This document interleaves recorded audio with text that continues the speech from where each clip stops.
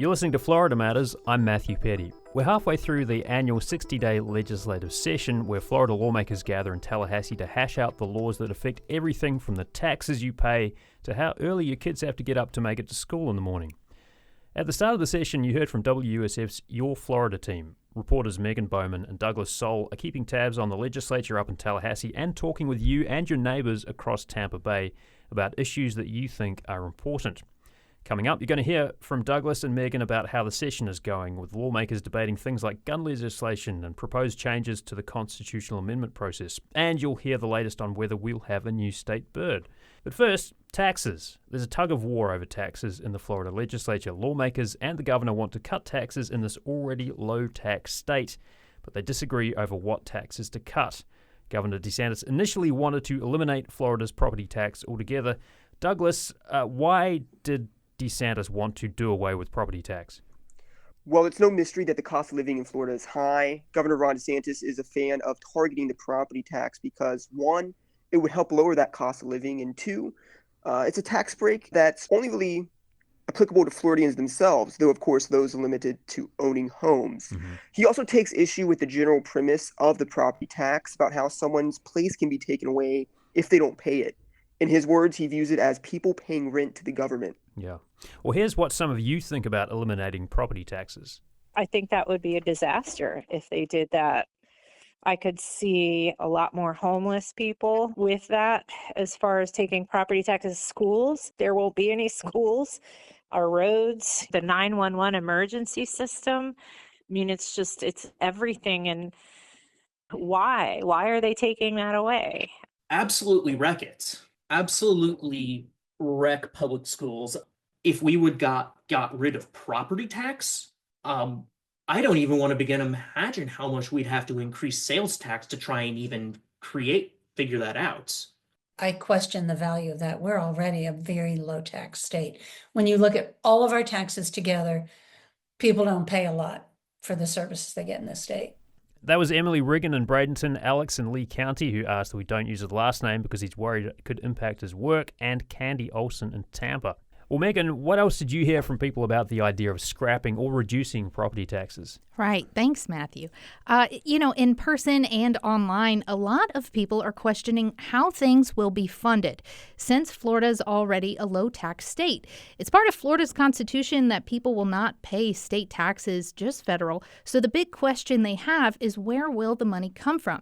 Now, when DeSantis spoke about it, he mentioned he could authorize a Florida DOGE effort into local municipalities, and that wasteful spending could make up a lot of it. Yeah, I've heard that thing called flows, right?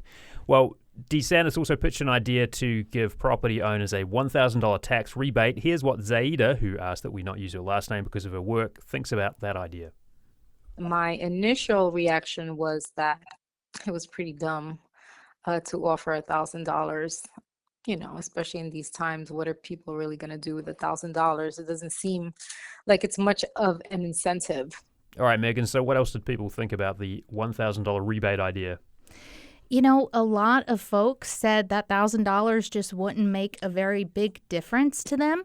I asked another person, Nancy Ware in South Miami, if she'd want that $1,000, and she flat out said no, she'd rather have the services. So that is a lot of what I'm hearing. Yeah. Okay, Douglas, what did House lawmakers vote for instead and why? So meanwhile, the House is instead pushing a permanent reduction of the sales tax. That would cost about $5 billion annually. Specifically, Florida House lawmakers want to slice the sales tax on many goods and services from 6% to 5.25%. They also want to take the same chunk out of specific sales taxes like for commercial rent, electricity, and new mobile homes. A House committee last week unanimously approved this. That's a pretty big, significant thing, with Republicans and Democrats unifying on a hefty tax proposal that DeSantis clearly does not like. And what is he saying about it? Why doesn't he like the idea? Oh, he's certainly not happy about it. He points out that those who are just visiting the state would also benefit from those proposals. Supporters say, hold on, pointing out how not all Floridians own property. So there's a big tug and pull going on right now. Yeah. Well, Meghan, you talk to people about the sales tax proposal too. Here's Gregory McQueen from Lutz and Mimi Thomas, also from Lutz. There's some homeowners, but not everyone's a homeowner. There's a lot of people that's renting actually in Florida. So I could see actually the other one working out a little bit better. I own, so $1,000 is not going to do much for me. So as much as we purchase on a daily basis, I think it would be beneficial if we get tax break on everything that we purchase. All right, so there's a lot of conflicting ideas floating around taxes and tax breaks. Meghan, what's the takeaway from you for all these conflicting tax cut ideas? Sure. From the conversations I've had, this is definitely a popular topic. But most of the folks I've talked to have said they'd rather see a sales tax decrease, not property tax. Like Gregory mentioned before, many think it's unfair to those who don't own a home that only property tax would be decreased. And a lot of the folks who commented on our Instagram and Facebook pages also have very strong opinions on why eliminating property taxes is a bad idea. Like Eli said, property tax and property insurance should be the focus. Sales tax is the fairest tax everyone pays. Linda said all fluff. Nobody is asking for that. Florida voters want relief from property insurance. I talked to another gentleman in Lutz, and he said, what about the people who don't own homes? So a lot of these people want to see it fair across the board. Douglas, in all of this, what's next with these tax proposals? Because they still have to go to the governor. It's got to get reconciled with both houses, or both chambers, I should say, in the Florida legislature. The governor has to sign something. So what happens next? Well, the tax proposal from the House still needs to get completely through the House. What's going to happen with it in the Senate is yet to be seen. Senate President Ben Alberton says he's open to both the House proposal as well as what the governor is pitching. But Alberton says he's worried about future potential budget deficits and funding needed services if there are permanent tax cuts. I think he wants a more cautious approach than the historic plan being offered by the other chamber, but there's a lot of time left of session for negotiations to take place. And Governor Ron DeSantis has already spoken out against it. So we already have a fight on our hands. Does it end in a compromise or a massive clash? That's yet to be seen. All right. So another issue where there's a bit of daylight between the governor and lawmakers, it seems. Well, there's another issue where Florida's tracking pretty closely with the federal government, and that's immigration policy. There is some legislation working its way through committees to expand the use of E-Verify to check the legal status of workers. Douglas, what is the latest with that?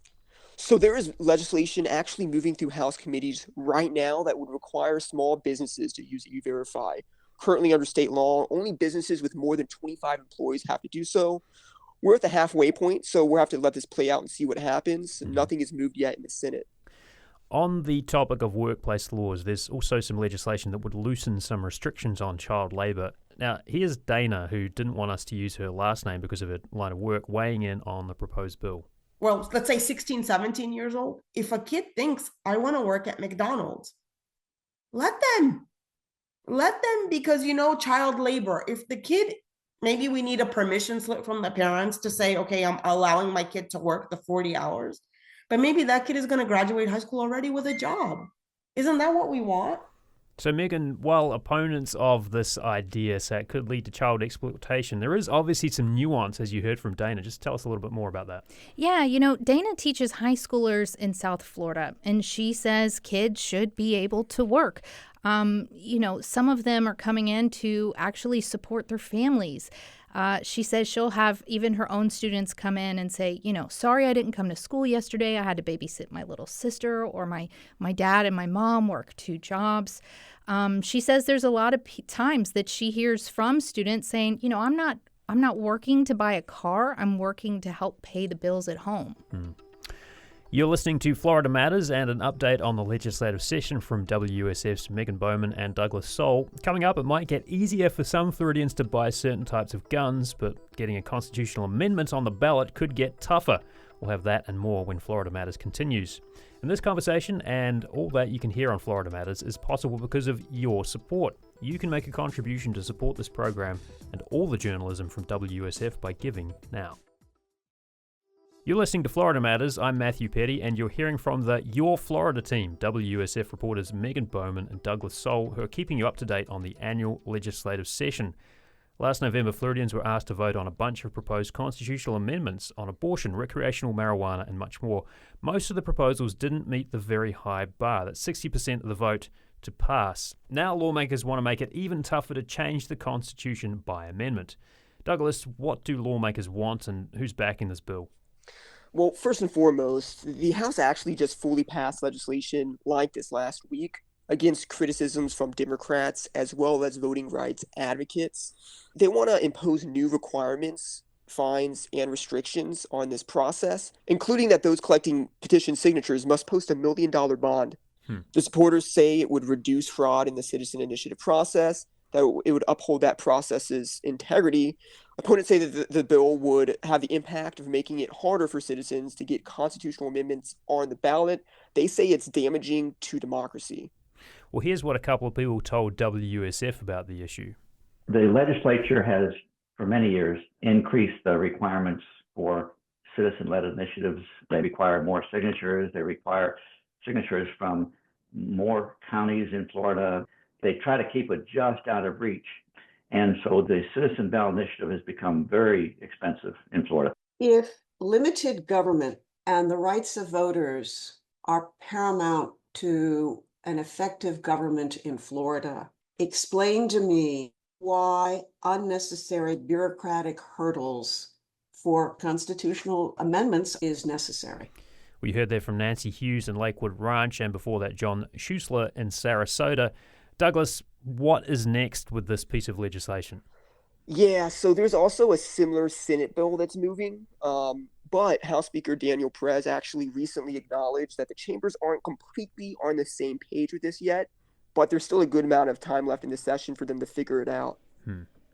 Okay, so lawmakers have been dealing with a slew of gun bills this session. One of them would lower the minimum age to buy rifles and other long guns from 21 to 18. The bill would reverse a law change that was made after the mass shooting at Marjory Stoneman Douglas High School in Parkland 7 years ago. Douglas, where is this bill at? So that bill actually just recently passed the House. That's not necessarily hugely surprising. It did this last year as well. Last year, the Senate blocked that effort, but we don't know if that will happen this year. Senate President Ben Alberton still hasn't made up his mind on it. He's been asked about this decision, or lack thereof of a decision, multiple of times by reporters, including myself, and has not provided anything definitive yet. There's always gun bills floating around the legislature. Douglas, why should we pay attention to this one? Why is this one significant? You know, for this one, that would probably depend on who you ask. There's a lot of fears that those younger than 21 don't have the maturity to make good decisions with guns, and that lives would be lost because of this. Some others would say it's worthy of attention because it lets adults, those who are at least 18, to buy a gun that they could use to defend themselves. Right. So, two sides of the aisle on that argument there. Meghan, what about people that you've spoken to? What are they telling you? Right. So I sat in on a college Republicans meeting last month at University of South Florida, and it was interesting because a lot of these hot button topics like the gun buying age, like abortion access, even bringing on Canada as a 51st state were split nearly down the middle within the club. You know, some agree with them, some don't. For example, when lowering the gun buying age was brought up, one student said he thought the state's mental health crisis should be addressed first. Interesting. All right, so good to hear those opinions from some of those youngsters there. Well, let's talk now about a so-called rural renaissance bill, which has been described as offering a buffet of support for rural communities. It is getting some support from lawmakers. Douglas, what is in this bill? Well, it is certainly a buffet. In that bill, there's a lot of resources for 31 rural counties in Florida. There's actually a price tag of more than $200 million, and that's geared at economic development and more. For example, lawmakers are looking at increasing healthcare access in rural places, boosting the teaching profession in those areas, also taking a look at affordable housing, infrastructure, and more.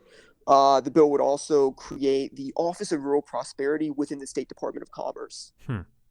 And Meghan, some counties in WSF's audience area would stand to benefit. Which are those?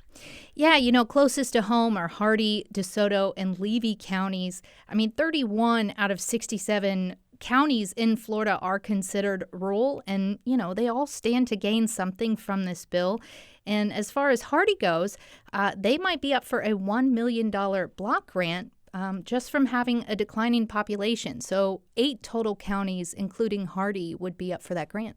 Okay, so Douglas, the Senate is on board with this. What about the House? Where do they stand on it? Matthew, that's the big question, and that's kind of the big unknown right now. I wouldn't be surprised if there's some negotiations going on behind the scenes. It has to be put out there that, especially in the House, there's an emphasis on reducing government. So we'll just have to see how it goes over with the representatives. Now, a couple of years ago, lawmakers passed a bill to mandate later start times for middle and high schoolers. Supporters said it would help give teenagers more sleep, but there's been pushback since over changing the bus schedules and from some parents who need their kids off to school early so they can get to work on time. The law hasn't even kicked in yet, but now it looks like a non-starter. Douglas, what is the latest with this? So the bill to repeal that law was unanimously approved by the Senate in March. It was even approved by the sponsor of the later school times legislation from a couple years back. That would be Republican Senator Danny Burgess, who said it was bittersweet to have to vote on this repeal, but who also acknowledged resource issues with implementation. There is a House version of the legislation that has made it through all the required committees, and it is waiting for final vote on that chamber floor. Yeah, in terms of resources too, there's been a lot of reporting on the lack of bus drivers or the need from various school districts across the state for more bus drivers. So some concerns there, clearly. Well, here's what some people say about start times. I guess theoretically it would give them more time to sleep. But, if the parents work and parents have to get up early anyway because our schedules aren't changing, then I don't see how that would benefit parents and their schedules. Delaying the start time of the school will not help with the kids who are staying at work until 9 and then have to come home and do the homework for classes. Because now all you'd be doing is shoving it backwards. We heard there from Zaida and Alex. Meghan, early start times obviously don't suit everyone, do they? No. Alex is an educator in Lee County, and he says he thinks kids are going to get the same amount of sleep anyways, and by pushing that start time out, they'll just be up later. He thinks it would be especially hard for student athletes who usually stay after school for a few hours. Say school gets out at 3:30 and they might have a 3-hour practice. Mm-hmm. Now they're going to miss those meals with their family, and then during winter months, having to drive once the sun goes down, and that's just putting them in risky situations. Dana, an educator in South Florida, says she likes the later start time because people always have their heads down in her first class, or, they arrive late because of the busing situation. She also questions why the school day is so long in the first place, says students are forced to take way too many classes each day. Yeah. It's a problem that students and parents are well familiar with. Well, on a lighter note, there is a bill to swap out our state bird, the mockingbird, for something a bit more emblematic of the Sunshine State, and that bill is taking flight. Here's what Ava Burke, Jalissa Lindo, and Cheryl Vamus have to say about it. I think flamingos are definitely more colorful, so it would fit Florida's kind of vibe, I guess.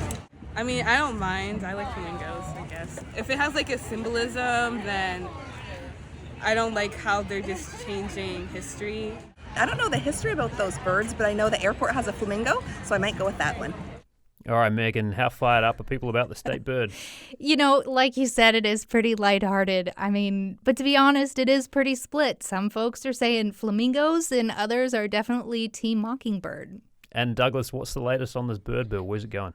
Well, it is lighthearted, but, for many years, people have gotten quite intense about this topic.